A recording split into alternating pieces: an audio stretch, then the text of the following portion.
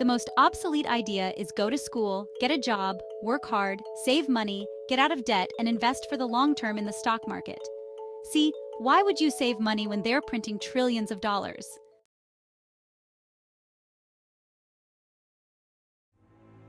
The gap between the 1% and 99% is massive.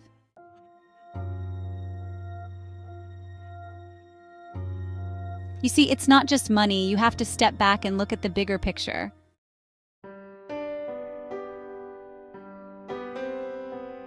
In every one of us, there's a poor person. There's still a poor person inside me.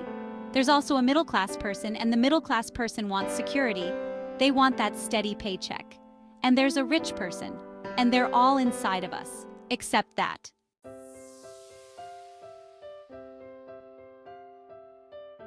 If you've read Rich Dad, Poor Dad, my rich dad refused to pay me. He said the paycheck was one of the most damaging things you can take in your life. He says the moment you take a paycheck, you're an employee, and that's the mindset. So, my rich dad never paid me. It drove my poor dad, a government employee, nuts. You gotta pay people, you gotta pay people. And Rich Dad was not saying that the paycheck was bad. He says he didn't want to be a slave to money.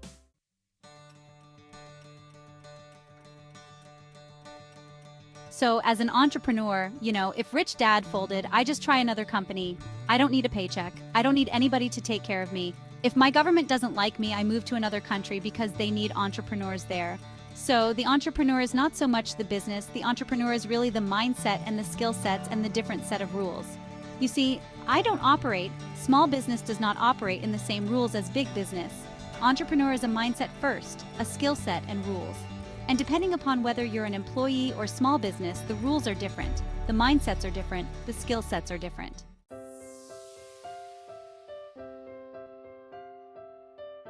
If you could say one thing to somebody who's never been an entrepreneur, and they're thinking about making the leap of faith into becoming an entrepreneur, what could you tell them? Well, I'll just tell them the same thing that happened to me.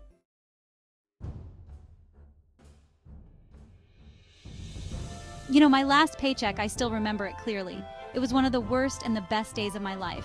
I was in Puerto Rico working for Xerox, and my boss handed me what was not a paycheck but a bonus check. I think it was about 30,000 bucks. Taxable. That's the only problem with that. So I get this check and I went, holy mackerel. So I was excited, but I was also disturbed. And so this other guy comes up to me. His name was John, and John says to me, "You're going to be back." I said, "Why?" He says, "Because you're going to fail." I looked at him and I said, "Look." Few expletive words, because that's what he did. He left Xerox, failed, and he came back. I said, "Look, you fail and you came back, but I'm going to fail and I'm never coming back." And that's the attitude. Do you know what I mean? Yeah, if you say, well, if I fail, I'll go back to mommy and daddy, then that's what you'll do. So, if you fail, that's when I became an entrepreneur because I had no money. I had no money for years. Yeah, I didn't have a paycheck, but that's what my rich dad encouraged me to do.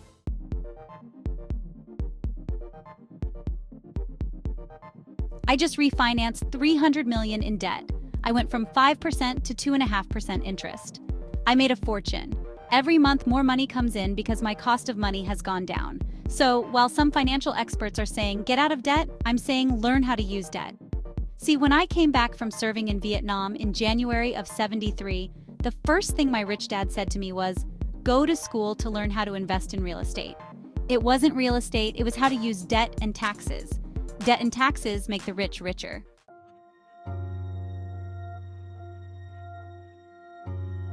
What if we get rid of school? Then what would happen? Would it be better if we had no educational system at all? No, I'm saying education was more important before. It's just obsolete now.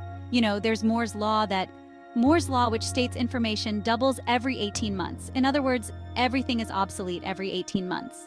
So, and this is a recent phenomenon.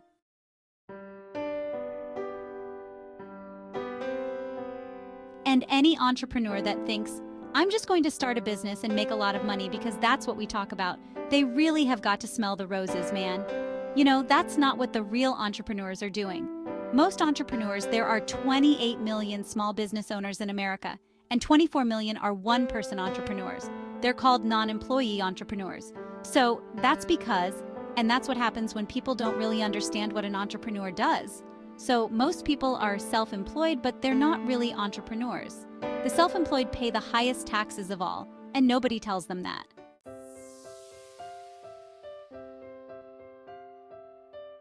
Yeah, it's also called the entrepreneurial spirit, but what we're actually talking about is there's no such thing as a bad economy. Externally, you and I, we all have an external economy, but we also have an internal economy, and the willpower is to change our internal economy. So for me, I can see the good, I can see the bad, and I don't really give a damn, because I'm going to be rich anyway. But a poor person with a poor personal economy, all they're going to see is a bad economy, because they don't know how to make money in any economy. And a middle-class person, they have a middle-class economy. What they want is a nice house, a steady paycheck, and the job and the car. And so when you take their job away, to them, that's disaster. Well, since an entrepreneur doesn't have a job anyway, it's no big deal.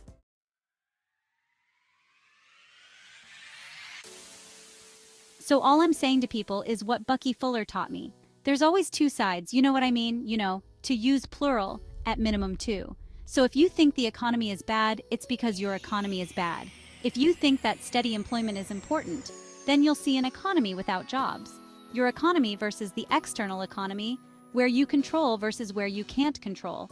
I can control, yes, it's called an internal focus versus an external focus. So the real entrepreneur has an internal focus. But if they fall down, they say, oh, this is good because I'm going to go up higher. The average person will fall down and say, oh, I'm going to take some Prozac, or somebody has the mistakes. All the mistakes don't matter. Well, mistakes matter, it means you didn't know something. But a real entrepreneur, whether they fall down or they always can go up. They can stand back up and go higher. That no matter what happens to them, they got stronger and better and smarter and happier. But a person with a weak internal mindset is that they're so afraid of what happens, it generally happens. Like, people who are afraid of losing their jobs, they generally lose their jobs.